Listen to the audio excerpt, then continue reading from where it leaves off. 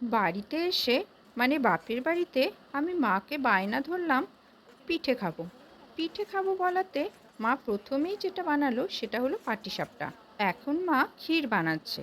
ক্ষীরের মধ্যে অল্প সুজিও দিয়ে দিল। নারকেলের পাটিসাপটা আমার ভালো লাগে না, ক্ষীরের পাটিসাপটাই বেশি পছন্দের। আর তাছাড়া নারকেলের পুরে অ্যাসিডিটিও বেশি হয়। আর এখানে পাটিসাপটার ব্যাটারটাও মা বানিয়ে ফেলেছে। এবার শুধু পাটিসাপটা ভাজার অপেক্ষা। মা একটা একটা করে ভাজবে আর আমি শটাশট মুখে পুরে নেব।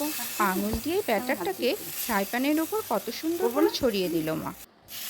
এবার একটু এপিট ওপিট করে দুপিট ভালো করে ভেজে নিল। পিঠে খেতে সাধারণত শীতকালেই ভালো লাগে, কিন্তু শীতের মধ্যে আমার একবারও বাপের বাড়ি আসা হয়নি।